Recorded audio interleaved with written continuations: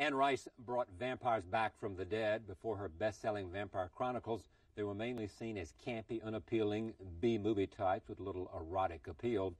Anne Rice made them sexy and asked the big questions about the relationship between immortality and immorality. The first Vampire Chronicle, Interview with the Vampire, is now being made into a movie by Neil Jordan. And now Anne Rice has just published a sequel to The Witching Hour, which told the tale of the Mayfair family of witches. It is now called, this new book is called Lasher, and we are pleased to have her here at long last. Welcome. Thank you very much. We tried, when we came to New Orleans, we tried to find you. We've been really? looking for you. Well, I'm very happy to be here. You were writing horror stories, though, when you were a teenager. Right, a kid. Mm-hmm. Yeah. Science fiction, anyway. Yeah. But here's what's strange. I think strange, maybe not. You would go, is this true? You would go to the cemetery and walk around? I mean, oh, yes, but everybody did that in New Orleans. Did that, right. Our cemeteries are really beautiful. They're all above ground, first of all. They're all above ground. They're walled and gated, and you go in, and it's like a park. And in those days, they were open all the time. Now they lock them up. What do you think now is our fascination with vampires, and what is your fascination with vampires? Because lots of people have speculated on your fascination. Mm-hmm. But tell me, why is it that this is a fertile ground for fiction? I think, first of all, they are fabulous characters to work with. They are fabulous metaphors for the monster in all of us, for the outcasts in our midst. I mean, they really are. That's a given.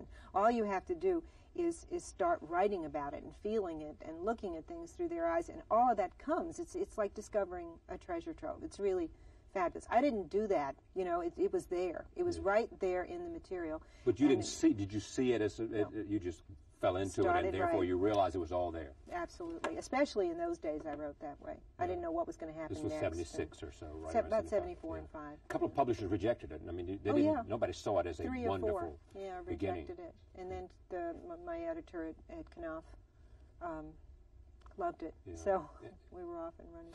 But it wasn't reviewed well. I mean, it wasn't in the beginning. It wasn't reviewed well, was it? It got mixed reviews. Mixed reviews. It actually got wonderful reviews in Washington and Chicago and different places, but it got a bad review in the New York Times, and that means mixed reviees. Yes. That's all you need is a bad mixed review. 999, and the New York Times is one, so it was mixed. Yeah. Exactly.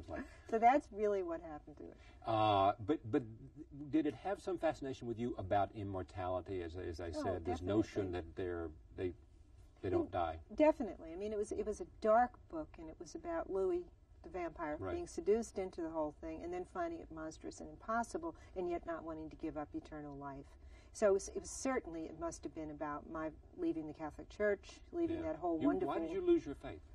Just stopped believing the Catholic Church was the one true church established by Christ to give grace. Did you accept something else? No. You just lost faith in that particular church? I lost faith, totally. It was an agonizing process. It took about a year, but I lost faith. I wanted to read Jean-Paul Sartre and Kierkegaard. And so you went into existentialism and everything else? Yeah. I wanted to read writers like Kafka. Right. That would be a condemned writer for a Catholic girl. And so where did you end up, though? Where are you today? Today, it'd be too nice to say you're a lapsed Catholic. Oh, I'm not lapsed. You lost faith. I left. You left. I left, right. No, I'm not lapsed at all, but today I feel more optimistic about there being something to all this than I ever felt when I was younger. Well, my mother told me once, she said, pain can either make you very cold and hard and insensitive, or it can make you very sensitive to the feelings of others. And I never forgot that, and it seems to me that pain can destroy you, but if you can survive it, you're going to be better for it. That doesn't necessarily justify it. I mean, it's too dangerous a teacher for that to justify it. You don't wish it on anybody. No, if it comes, not at all. It might very well strengthen you. No, how much better to learn everything from, trout fishing. Yeah, exactly. What about the erotic stuff? You mean the pornography? Yes. Well, the pornography. When you wrote under the name of, sadomasochism, and you wrote under the name of Anne Rampling, right? Anne Rampling and A.N. Roquelaure. Roquelaure, right. Yeah. What was that about? Well, that was very similar. This is actually what I'm really interested in. I All this understand. vampire witchy stuff. The heck with that. I want to get to to it. I want to get to it, yes. I want to get to this love affair and how you feel about sex and fantasy. Oh, God. Well, my life is very boring. Let me tell you. It's just very Yes, conservative. of course it is. But I do. But your imagination. My imagination is a theme park. And so that's what inspired theme park a is theme park. with any ride going anywhere. Yes, exactly. And that's what inspired those books, is wanting to put down these fantasies and wanting to put them down in a way that was apart from the harsh realities of the world and the gruesomeness of literal violence and cruelty. You know, I wanted to make this place like Disney World, where you could go and you could play. Yeah, well, you could play with these fantasies of dominance and submission, and it was all in a safe place. And then you could put that book down without experiencing anything And you jarring think that's and healthy awful. to be able to, for your mind? Go ahead, tell me why. I think it's very healthy, and I think it's very, very important for women to explore their fantasies.